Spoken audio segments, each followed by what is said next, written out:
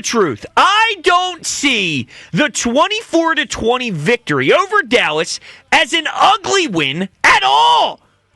A week 1 win is never truly going to be super crisp. There's always going to be a lot of ups and downs just because it's the nature of not getting real action throughout camp, throughout preseason games. So if you expected excellence and perfection all the way from top to bottom day 1, that's a you problem. This is what they had to deal with and still came out on top. Jalen Carter getting kicked out of the game before even playing a snap. More on that later. Having basically no second cornerback. A literal hole in the secondary. AJ not being a true piece to the offense. And when the biggest momentum swing of the game happened, you had to wait an hour in the locker room.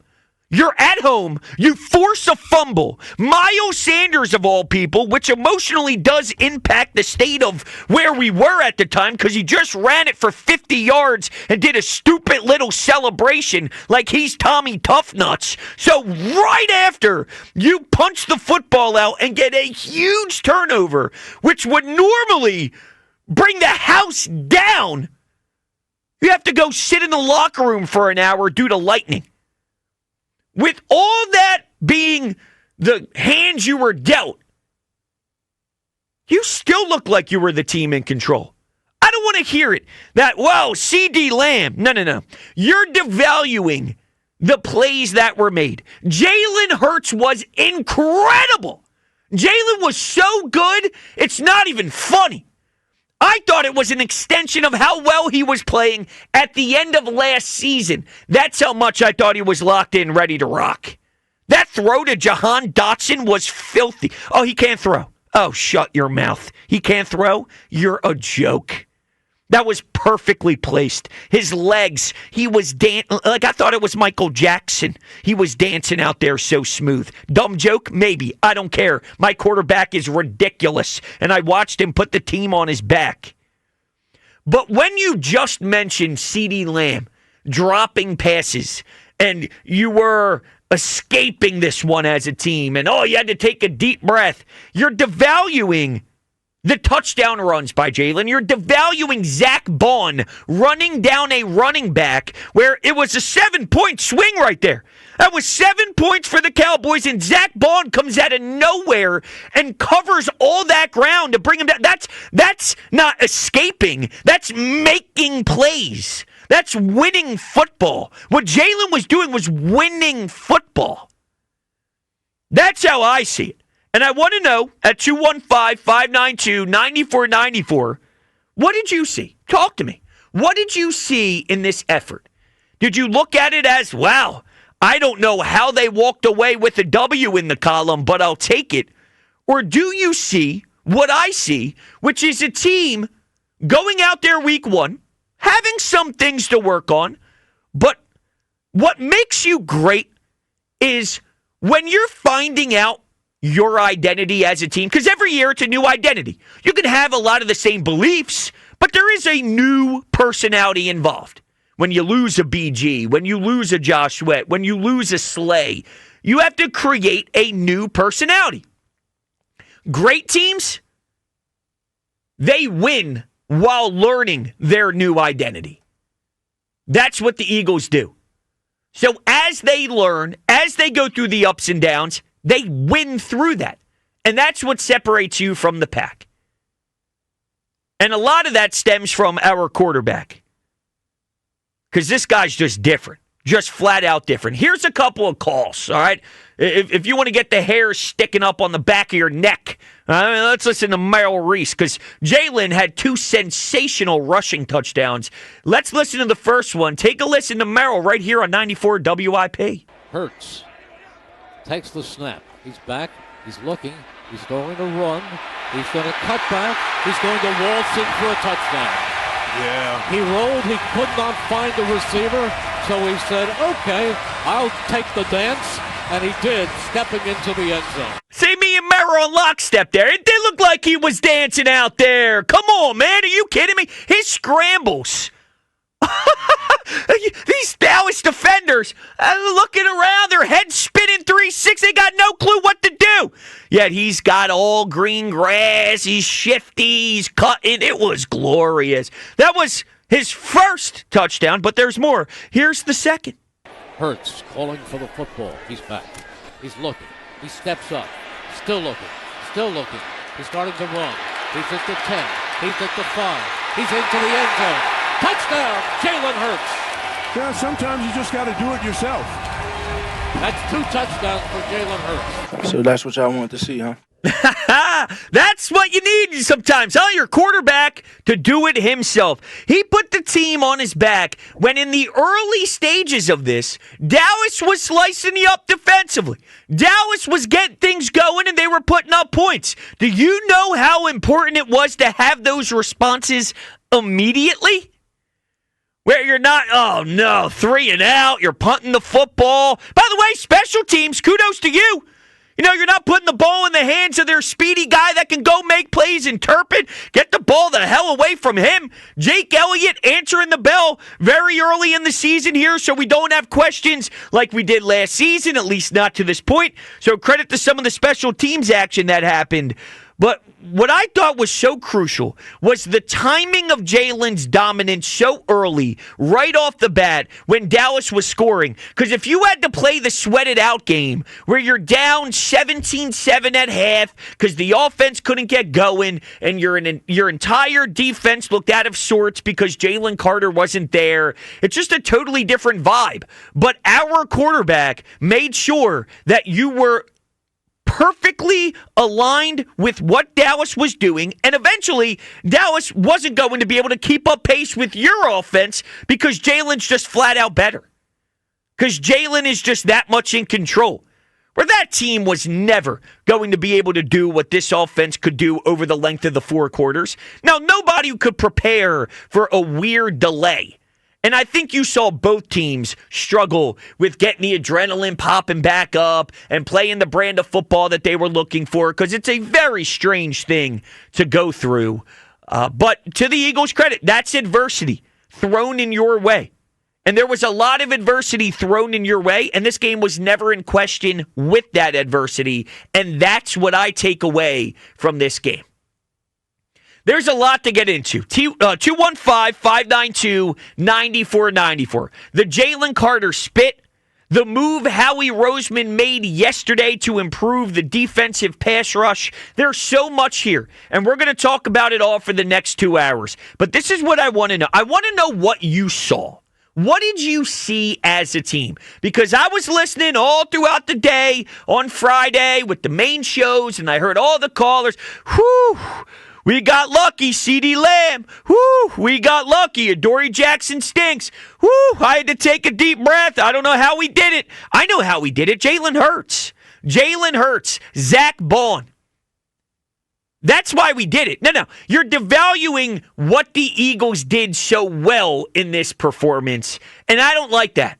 The Eagles won that game. It wasn't the Cowboys lost it. The Eagles won the game. And I don't even think it's close. I think this is a standard week 1 effort where the better team won while there was ugliness and weirdness. The better team showed it, earned the win, and you clean up some of the deficiencies throughout September because that's what happens early in a year. But stack the wins while you go through that process, and that's what this organization is doing right now. 215-592-9494. That's the phone number. We'd love to hear from you.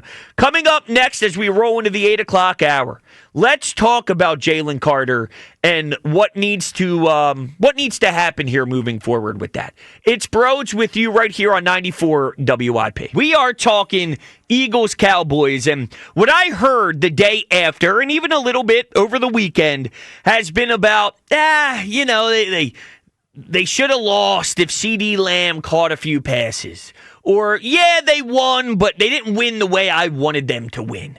Yeah, Saquon couldn't get going, though. Yeah, but you didn't get A.J. Brown involved. Yeah, this, yeah, that, but this, but that. I don't feel that way. I don't know if it was just expectations heading into the night, but I thought it would be a performance where you look like the better team, but it would be choppy. There'd be some sloppiness involved. I didn't expect there to be spit, but I thought it would be a week one. Did you watch yesterday's YouTube game with Kansas City and the Chargers? Did that look crisp? I'm watching the Chargers run out of bounds and keep time on the clock, and now Pat Mahomes in the offense is able to kick a crazy field goal before half. And the Chargers ended up winning where Justin Herbert used his legs on a crucial third down to ice the game, which is what I see Jalen Hurts do every single night, it seems, but never gets the credit the way Justin Herbert gets credit, which is the most asinine thing in the history of the world. But I digress. One's a Super Bowl MVP. One can't sniff the Super Bowl. But again, I digress. Week one is always going to be awkward. That's okay. I thought throughout the awkwardness, they deserved to win the game. They made plays that was deserving of winning. It wasn't the Cowboys really screwed up just because CeeDee Lamb let a few balls go through his hands. Because guess what? The Cowboys got lucky that Nolan Smith got a 15-yard flag for making an awesome tackle. Oh, no, he did a flex. Can you believe it? That kept the Cowboys in it. How about that? Jalen Carter not being on the field. That kept them in. Without that, I think this game's probably, a 20-point victory? 15, 16, 18? I don't know. I'm making up numbers. A big-time beatdown with Jalen Carter in there. So how about this? The Cowboys got lucky that the best defensive player, maybe in all of football, happened to make a very dumb decision. Because losing Jalen Carter is equivalent to losing A.J. Brown, Saquon Barkley. It's that hard hitting to the identity of your defense. I really liked what I saw. I didn't like everything. Obviously, there's a huge hole at CB2. There's some things that need to be ironed out. But for a week one game, knowing that they're going to go to work, fix the issues, keep attacking, I'm very proud with what I saw, and I leave way more optimistic than anything else. A lot of it is because of my quarterback. But here's the Jalen Carter stuff. So there's no way to spin it. The spit was unacceptable. That's nasty work. That is very disrespectful. And Nick Sirianni is going to have to figure out what to do moving forward. We know the history of Jalen Carter with team meetings and things of that nature. We know that he had to be disciplined with the Eagles in the past. So when people say, how did the Eagles get Jalen Carter? Why do the Eagles always find a way to get a talent like Jalen Carter? Well, because there's calculated risks in that, and they have an organization that can handle it for the most part more than others. And, this is some of the stuff that comes with an awesome talent that drops in the draft. I have a different spin on it, though, just from a Dak angle. To act as if Dak spitting in front of Jalen Carter, making the gesture, making the face, egging him on, doing it on purpose, isn't a part of this story, is ridiculous.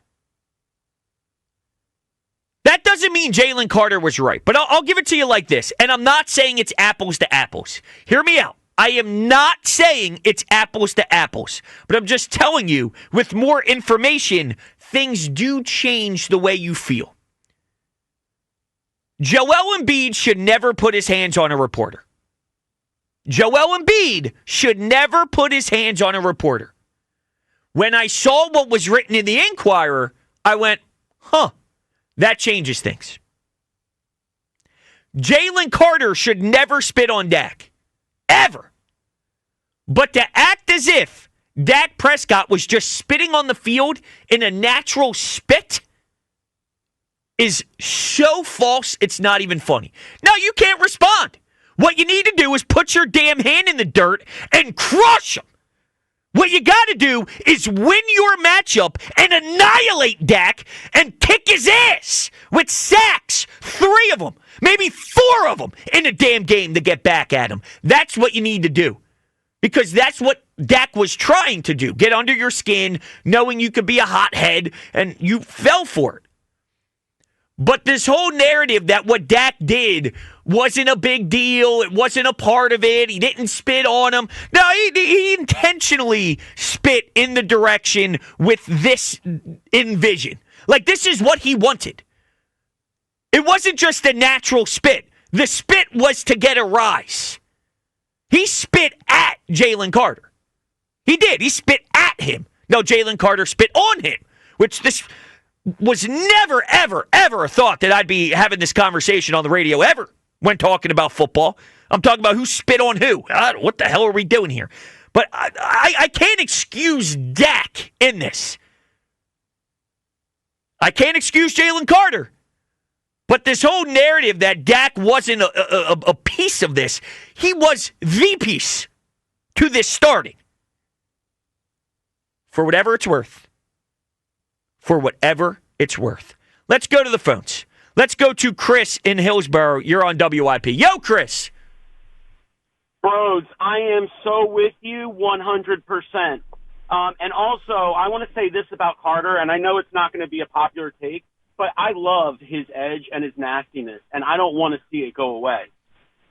No, I don't think that's a hot take, but you do have to do it in a more polished way, of course. I think that's what makes Jalen Carter a beast. I think that's what makes a lot of these top premier athletes special. When you're at the tippy top of the NFL percentage, like, you're not just in the NFL, you're arguably the best defensive tackle in the NFL. You need that nastiness to even be in that conversation, but you can't be spitting on Dak Prescott, you know? No, and I know, like, believe me. But also, Brodes, that game that we won, we've lost so many of those in the past. You know, and they're all not going to be easy, but you know what? Give me that W any day of the week. And honestly, Hurts, the disrespect he gets from people is so absurd. I know. I don't understand it. I really don't. All this guy does is win football games. He really does. He wins.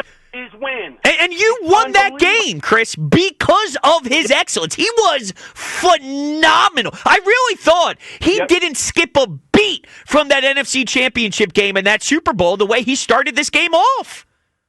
Hell yeah, he looked incredible. And if you're not just a stand in the pocket, old school quarterback, all you do is get disrespected. Yeah, and I appreciate the call, Chris. I appreciate it. I don't know. I mean, does Josh Allen get disrespected? Does Lamar Jackson? I think Lamar Jackson once did. I guess he gets disrespected for not winning playoff games now, but that's valid. I don't know. I don't know how each fan base feels about their particular quarterback. I know the national media loves some of these guys that we're mentioning, but Jalen, I don't understand it. I don't know what else you want. I don't know what else you want, because he can do it in so many different ways, and that's what makes him a juggernaut. If you say, Jalen, beat me, you have to beat... okay. And then if you try and incorporate things to slow down Jalen in a way, then he'll do whatever it takes. He'll lean heavily on Saquon. He'll find ways to get the ball out quick and let his playmakers do things. Whatever it is. And by the way, this is the first game of Kevin Patullo. So this isn't all it's going to be. This is Kevin Patullo getting his feet wet. Wait until he comes around. Wait until he starts kind of getting in the rhythm. Wait until he understands the flow of this thing. Yeah, A.J. Brown should never have 0 targets until the final minute. But A.J. Brown also wasn't involved in training camp, all training camp. So it's either maybe he's not up to speed, or maybe he was actually dealing with something that was limiting him. Or maybe it's just one of those games. I'm pretty sure Nick Sirianni said at postgame that look back to last year. There were times where Devontae, it was super quiet. Then Devontae went off. Then Devontae starts to annihilate the opponent, and we get him cooking. So this is how it went. Of course, it's not how we drew it up. We would never think it would be this quiet for AJ. But the fact that you can win a game with A.J. Brown being this quiet is important. It tells you about the QB. Because if your QB is only winning because of the talent around him, and Saquon and A.J. Brown have quiet days, and you still look in control, then your quarterback is a monster. Then your quarterback is a machine. But you're right. There are plenty of years where there's 2 minutes to go. Dallas has the ball. It's 24-20, and your defense plays soft coverage, and then you watch them go downfield, and you lose 27-24. But that's not the current state of Eagles football anymore. Let's go to Robert in Collegeville. How's it going, Robert? Hey, guys. How you doing? Good. How are you doing? Great, man. First call of the year. Oh, beautiful. And what are you thinking? I'm glad it's a W, man. I mean, to be honest with you, my feeling at the end was just relief. Because when we gave the ball back, I thought they're going to come back and score, and I just could not have believed that we lost to Dallas to open the season. So that I'm glad that we came out with a W. I agree with everything you said. I'm not, obviously we know the defense has holes, and losing Jalen Carter just changing it completely, and the fact that we still won is a great thing. The only the only feeling I came out with is, I don't know if Kevin Patullo, if this is his identity or this is just being his first start. What I saw was, and I didn't see the routes that AJ ran Brown were like maximizing his ability at all. And there were 4 occasions that I remember on second and short where I was like screaming at a bar. I was at a bar with my friend, screaming at the top, like, take a deep shot right now. They're one-on-one covered. You got A.J. Brown, who's one of the best receivers, and every time we were so conservative. And I hope it's just like him just, getting his feet, and it's not like his identity. But that was my only thing coming away from that game, is that our offense looks so conservative, which I didn't really like. Yeah, and Robert, I really appreciate the phone call. I really do. So here's my stance on the Kevin Patullo thing. When watching the game, just going to be honest with you, I never had any moments where I thought, wow, Kevin Patullo's an idiot. And sometimes, and I'm not saying you're saying that by any means. I'm not saying you felt he was an idiot. You were just saying it was on the conservative side. I'm just saying there are times when I watch football where I scratch my head and I go, what the hell was that third down call? What the hell was that stupid screen pass? Why are they doing this? Why are they doing that? I personally never had that throughout the game.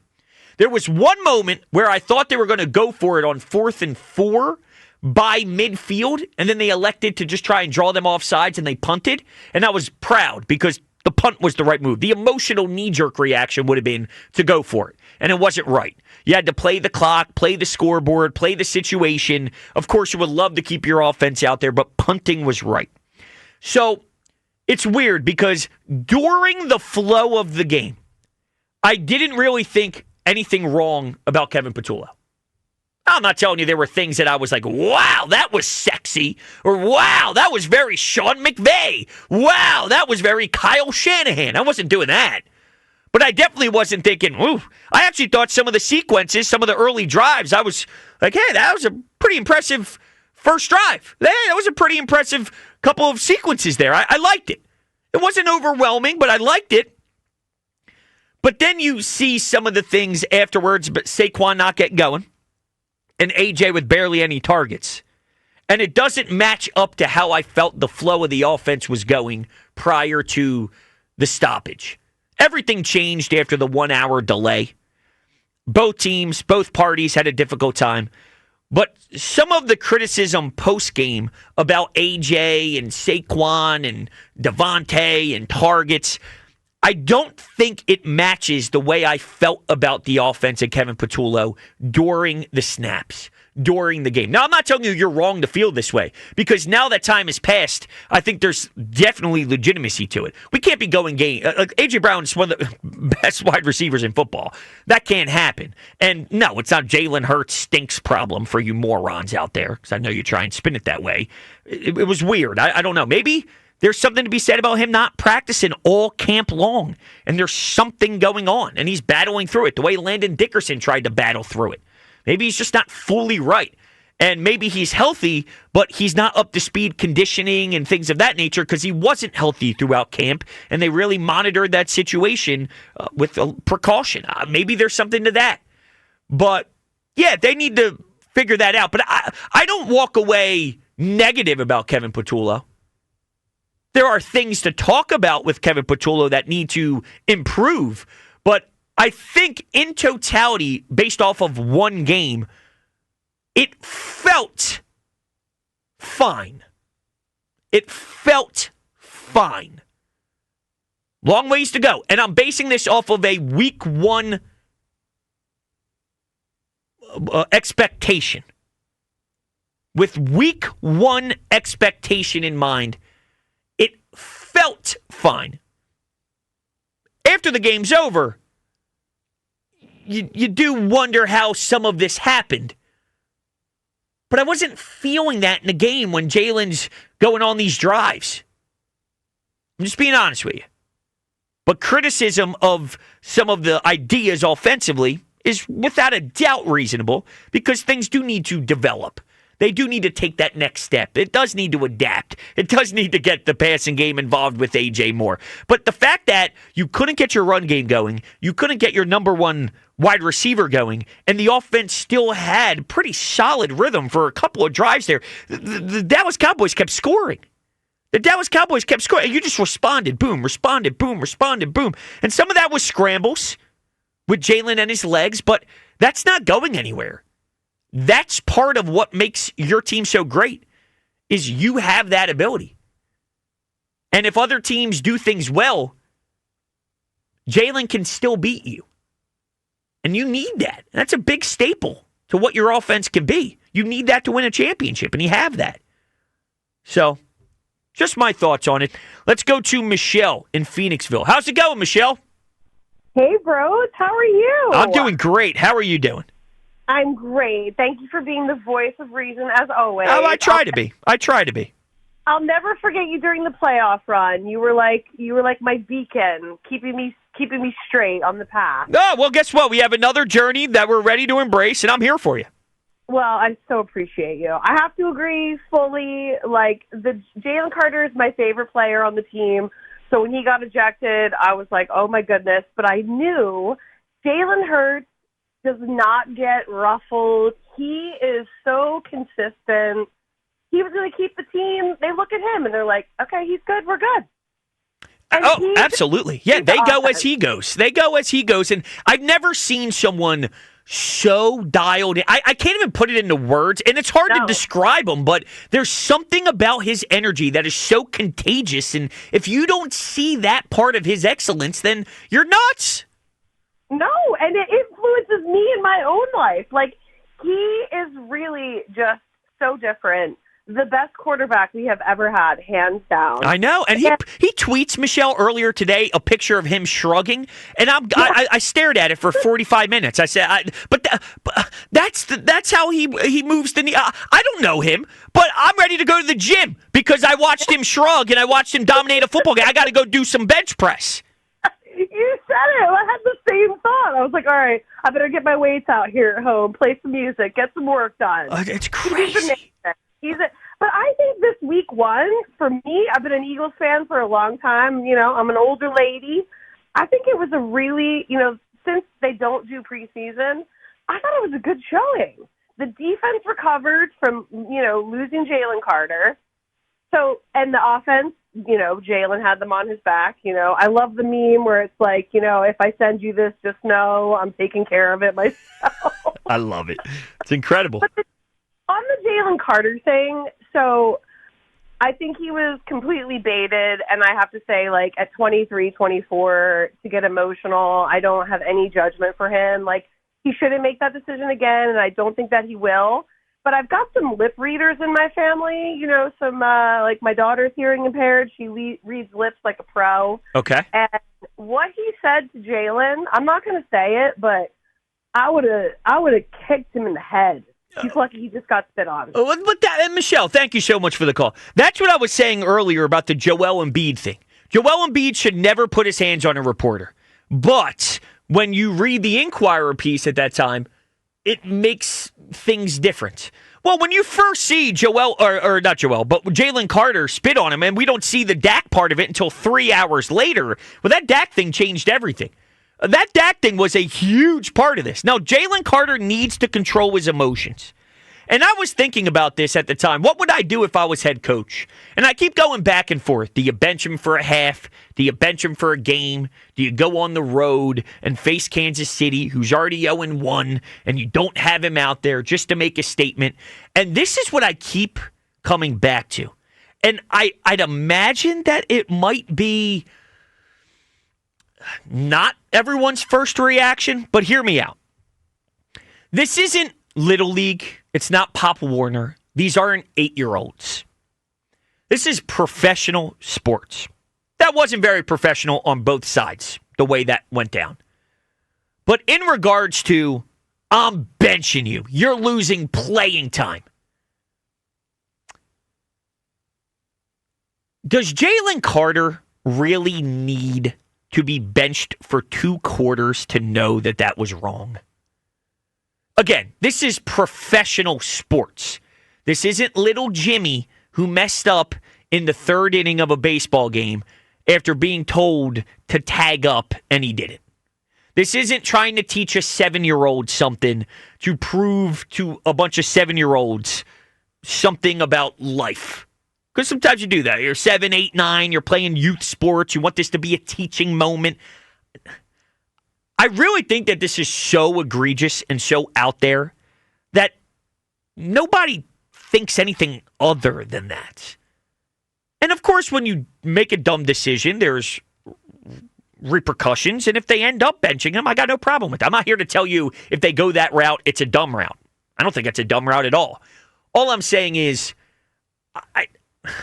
from a team level, forget the league part of it, from a team level, you sit Jalen Carter for 2 quarters. Now all of a sudden he knows he can't spit on people? I don't know. I just think we're talking about professional athletes. I don't know if that's what you need to do. I don't know. It's a very tricky one. I'm not telling you it's easy. And I don't think if you go either route, it's a bad route. I trust their judgment. I think there's going to be a lot of people upstairs at the upstairs in the front office, and when they talk at the NovaCare complex, going through what to do. And for the most part, as long as it's within range, I'd imagine they're going to make a decision that makes sense. But I don't know if benching anything. Now, he has had other issues with the team, meetings and things of that nature, and maybe they dig into the past and say, well, the reason why we're coming up with this decision is because you've already had a couple of red X's next to your name for some of the meeting stuff that happened, and we had to bench you in the past, and sorry, dude, but this is what we're going to have to do until you get your head on straight the right way. Maybe that's why, because they're using the collective data and not so much just this particular instance. But if I'm using just this particular instance and we're talking about someone who's in their mid-20s as a professional athlete, I don't know how much more learning you need to do other than it was game 1. You got kicked out of that game 5 seconds in, so you essentially got suspended that whole game, and everybody saw you do it. And, dude, like, what are you doing? Like, I don't need to tell you that was wrong. That was wrong. You know that. Let's go kick Kansas City's ass. I don't know. Is there anything to that? Because a part of me feels that way. But again, if they go the other route, I totally understand. 215-592-9494. That is the phone number. We will keep rocking your phone calls. Coming up next, what formation changes did we see from Kevin Patullo? We'll talk about that as well. It's Brodes with you on 94 WIP.